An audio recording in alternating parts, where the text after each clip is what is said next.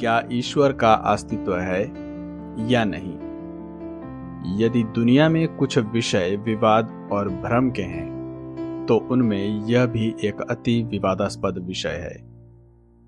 कुछ लोग मानते हैं कि ईश्वर है, कुछ मानते हैं कि नहीं है।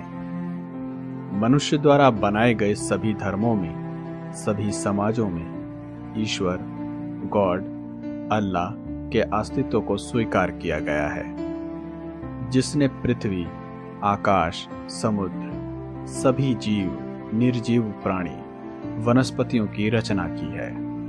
और इसी कारण से हम ये मान बैठे हैं कि इन सभी रचनाओं के पीछे ईश्वर है। हालांकि ऐसा किसी भी धर्म में भगवान के अस्तित्व में होने का कोई प्रत्यक्ष प्रमाण नहीं मिलता है, पर फिर भी हम ईश्वर के अस्तित्व को मानते हैं, क्योंकि हम बचपन से यही सब देखते और सीखते आए हैं। इसलिए हमारी यह धारणा बन गई है कि ईश्वर होता है। हिंदुओं के लिए ब्रह्मा, विष्णु, महेश और मुसलमान के लिए अल्लाह और क्रिश्चियन के लिए गॉड के रूप में है। हम सब ने अपने अपने नजरिए से ईश्वर को रंग, रूप, आकार, प्रकार दे दिया है। ऐसे में सवाल यह उठता है कि भगवान ने हमें बनाया या हमने भगवान का आविष्कार किया। अगर भगवान ने हमको बनाया, तो फिर भगवान को किसने बनाया? जिस भगवान की हम पूजा अर्चना कर रहे हैं, वो जीवित है भी या नहीं, ये कोई नहीं जानता। एक तरफ हम कहते हैं कि ईश्वर सबके दिलों में बसता है, और दूसरी तरफ हम सब थाल सजाए उसको मंदिर, मस्जिद, गुरुद्वारे और चर्च में ढूंढते फिरते हैं। अगर ईश्वर वास्तव में है और हमारे अंदर है, तो क्यों उसके दर्शन के लिए जगह जगह भटकते हैं? अगर इंसान ईश्वर की संतान है, तो क्यों ईश्वर ने सबको दर्शन नहीं दिए? क्यों सबको बुद्धिमान या ज्ञान की प्राप्ति नहीं दी? क्या यह कहना उचित नहीं होगा कि यह अपने ही संतानों से भेदभाव हुआ है? क्या हमें ऐसे भगवान की जरूरत है जो इंसान पर इंसानों द्वारा किए गए अत्याचारों को नहीं रोक सकता? क्या यह कहना उचित नहीं होगा कि हम जिस सर्वशक्तिमान के आगे सर झुकाते हैं, हाथ फैलाते हैं, प्रार्थना करते हैं, वो सिर्फ और सिर्फ लाचार और बेबस है, जो सब कुछ सिर्फ देखते रहता है?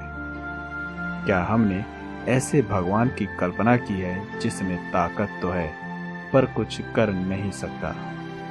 तो मैं ऐसे ईश्वर को कैसे और क्यों मानूं जो इतना लाचार है, क्योंकि मेरे प्रार्थना करने या न करने से उसे कोई फर्क नहीं पड़ने वाला।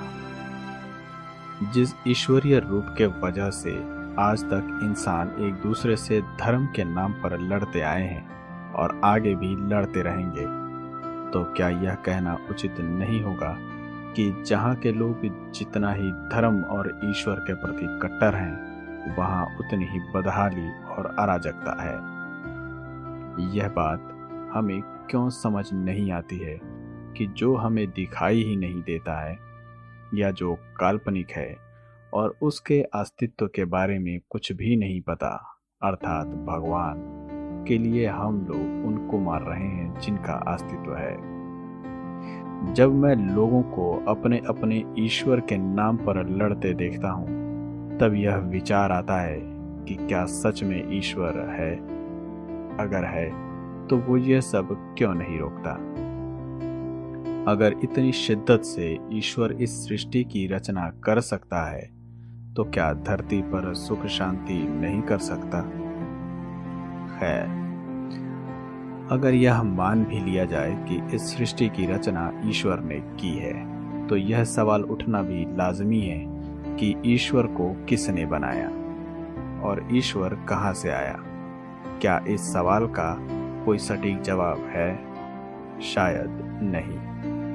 अगर विशालकाय तारों से लेकर सूक्ष्म जीवाणु तक सबका अंत निश्चित है, तो प्रकृति के रचयिता का इन सब को बनाने के पीछे क्या उद्देश्य है? क्या इस सवाल का कोई सटीक जवाब है? शायद नहीं। अब आइए जानते हैं विज्ञान क्या कहता है ईश्वर के बारे में। विज्ञान का मतलब है विधिवत व्यवस्थित ज्ञान, यानी सिस्टमैटिक नॉलेज। विज्ञान में वही सिद्धांत माने जाते हैं जिन्हें सिद्ध किए जा सकें। जो सिद्धांत आगे चलकर गलत पाए जाते हैं उन्हें वैज्ञानिक दृष्टि से गलत माना जाता है। वैज्ञानिक अनुसंधान एक निरंतर चलने वाली प्रक्रिया है। विज्ञान प्रकृति के रहस्यों को प्रमाण में बदलता है।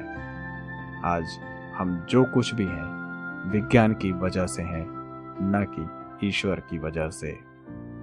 विद्युत, हवाई जहाज, रेलवे, बीमारियों के इलाज के लिए नई नई दवाइयों का आविष्कार विज्ञान के माध्यम से हुआ है।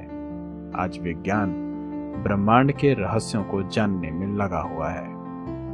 मानव जीवन को सुखमय और जीने लायक बनाने में विज्ञान की मुख्य भूमिका रही है। वैज्ञानिक दृष्टिकोण से देखें तो इस सृष्टि और जीवन का निर्माण स्वतः भौतिक शास्त्र के नियमों के अनुसार हुआ है। यह तो पता नहीं कि भगवान है कि नहीं, लेकिन अगर विज्ञान की माने तो सृष्टि के निर्माण में भगवान की कोई भूमिका है ही नहीं। हिंदू शास्त्रों में भी कहा गया है कि शिव जी की उत्पत्ति स्वतः हुई है, जैसे बिग बैंग। इसीलिए उन्हें स्वयंभुव या शंभु कहा गया है। वहीं कुरान में भी बिग बैंग जैसी घटना के होने के संकेत मिलते हैं। इसका मतलब यह हुआ कि सेल्फ क्रिएशन का यह सिद्धांत हमारे यहाँ पहले से मौजूद है। तो क्या यह सिद्धांत विज्ञान के भौतिक शास्त्र के नियमों से मेल नहीं खाता है? कई लोगों के मन में यह भी सवाल आ सकता है कि अगर ईश्वर है ही नहीं तो इस अनंत ब्रह्मांड को कौन चला रहा है? अगर सारी वस्तुएं ब्रह्मांड में स्थित हैं तो ब्रह्मांड खुद किस में स्थित है? कई ऐसे अनसुलझे रहस्य हैं जिनका जवाब अभी विज्ञान के पास नहीं है। तो क्या इसका ये मतलब है कि इसके पीछे ईश्वर है? जी नहीं। किसी सवाल का जवाब न होने का मतलब ये नहीं है कि इसके पीछे ईश्वर है। इसका केवल ये मतलब है कि विज्ञान अभी तक उस जवाब तक पहुंच नहीं पाया है, मगर आज नहीं तो कल जो भी खोज पाएगा उसका प्रमाण भी अवश्य ही देगा। आध्यात्मिक ज्ञान में हम सिर्फ बिना किसी प्रमाण के विश्वास करते हैं, जिसका हमें कोई अंदाजा नहीं कि वो सच है या झूठ। हम सिर्फ मान लेते हैं। हर पल प्रकृति अद्भुत रचनाएं करती रहती है और मनुष्य भी अपनी सुविधा के लिए नित्य नए आविष्कार करता चला आ रहा है। पर इन दोनों के बीच एक झूठ भी पलता रहता है, और वो ये कि मनुष्य की समझ से परे कई परलौकिक बातें जिसे वो समझ नहीं पाता उसे ईश्वर से जोड़ देते हैं। आज हम मंगल ग्रह पर यान भेज रहे हैं, लेकिन मांगलिक दोष से हमारा पीछा नहीं छूट रहा। हम मंगल पर जा सकते हैं, ये आस्था और विश्वास है, और बिना जाने मंगल हम पर कोई असर करता है, ये अंधविश्वास है।